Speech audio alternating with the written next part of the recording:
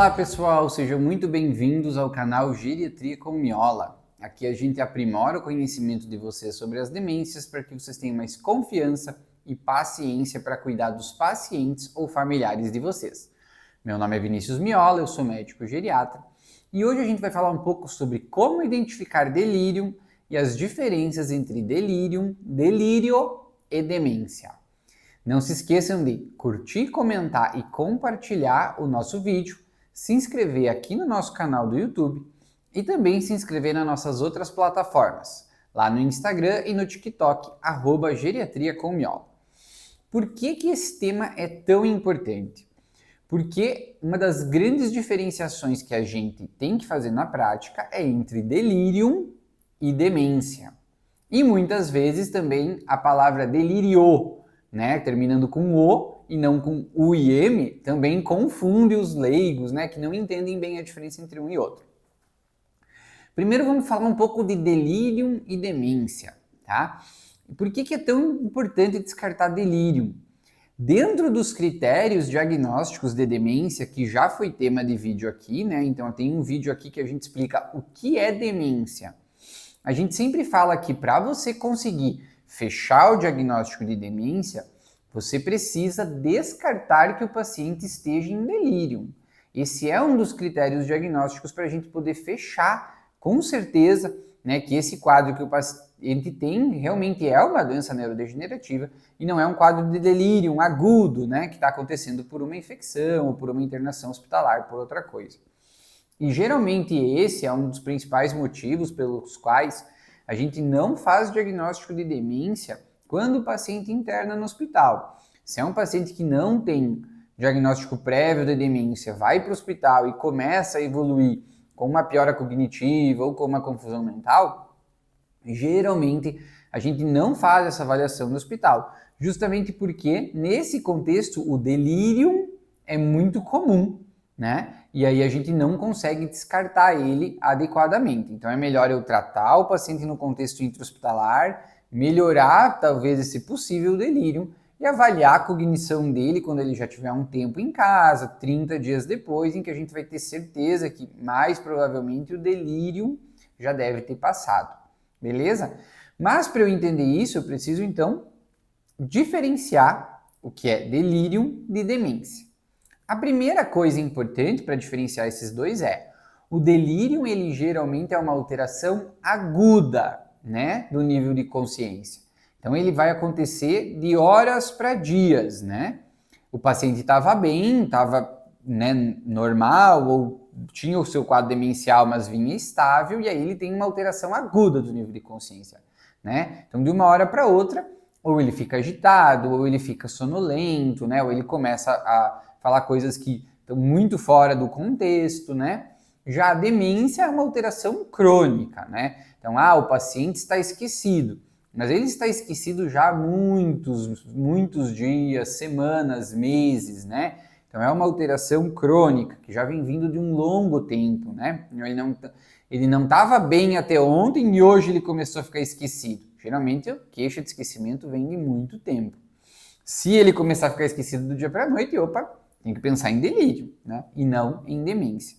Então, essa alteração de aguda e crônica é muito importante. Até porque muitos pacientes na prática chegam no nosso consultório com alterações do nível de consciência de dias até semanas, Que a família percebeu, sabe até relatar o dia exato em que começou aqueles sintomas.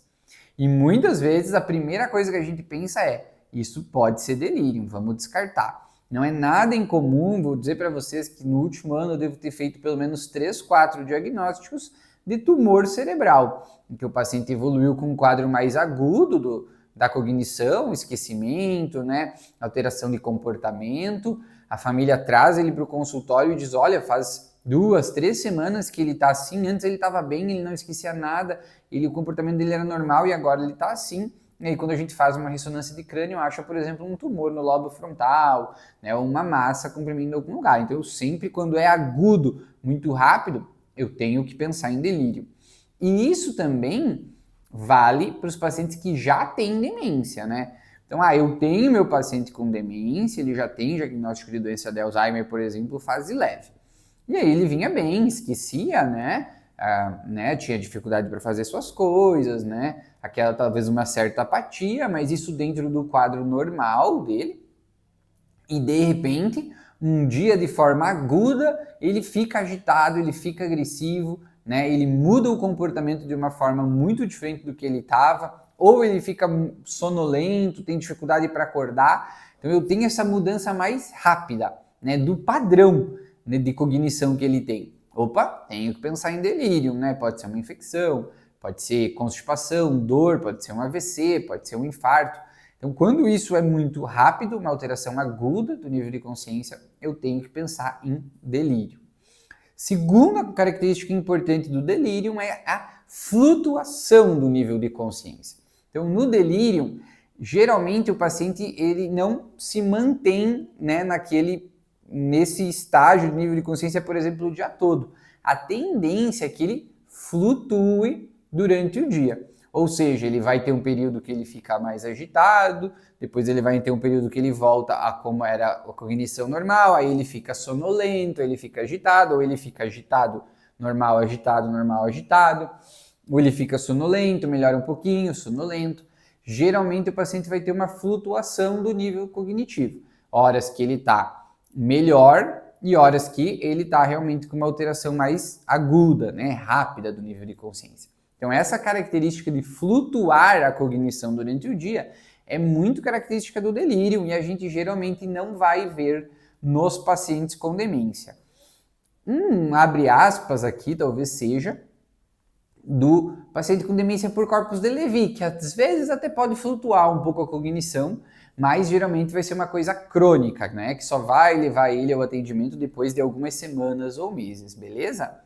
Então, se você está entendendo bem o que é delírio, comenta para mim agora aí se você já viveu essa situação com o seu familiar alguma vez, se você já identificou delírio nele alguma vez e qual foi a causa, né? Se teve uma infecção, se teve alguma coisa que você identificou que causou esse delírio no seu paciente. Então, aqui falamos de duas coisas, né? Principalmente a alteração aguda do delírio versus a crônica da demência, a flutuação da cognição do delírio, né? Que muda durante o dia, que não existe na demência. E agora a gente vai falar da terceira característica que nos ajuda a identificar, que é no delírio, geralmente, a principal área cognitiva afetada é a atenção. Então o paciente ele fica desatento, né? Você vai ver ele realmente ter essa flutuação, você tenta fazer perguntas para ele, você vê que ele não consegue reter atenção, pensar, responder aquelas perguntas adequadamente, né? Então, o paciente fica desatento, horas ele está mais agitado e não prende atenção, horas ele está mais sonolento, e quando você tenta reter a atenção dele para que ele lhe ajude a responder algumas perguntas, você não consegue. E aí, então, nesse caso, isso fala muito a favor. Se eu tiver uma alteração aguda do nível de consciência, que flutuou durante o dia, com um paciente mais desatento que o normal, seja um paciente cognitivamente saudável, que agora está mais desatento, ou um paciente cognitivamente doente, com demência, né, mas que também tem essa alteração de forma aguda, eu vou pensar em delírio, né? E no paciente com demência, especialmente doença de Alzheimer, eu geralmente não tenho essa alteração da atenção, né? Claro que alguns casos de demência, tipo o Levy, como a gente comentou, isso vai ser um pouco mais complexo, mas no mais clássico, que é o paciente com doença de Alzheimer ou vascular, eu não vou ter essa alteração da atenção. Então, uma alteração aguda do nível de consciência, flutuando durante o dia, deixando o paciente mais desatento, devo pensar em delírio. E aí vou pensar aí nas principais causas, né? Que vão ser infecção, né? Outras doenças que podem estar cometendo o paciente, efeito de medicação, dor, constipação, né? Ou qualquer outra coisa no paciente com demência que pode acabar atrapalhando nesses casos. E a identificação do delírio é muito importante porque justamente muitas vezes ela pode ser um sinal de algo mais grave, né? E que deve fazer a gente estar atento. Aí, vamos fazer outro disclaimer, né? Porque falando de pacientes com demências, nem sempre é tão fácil assim.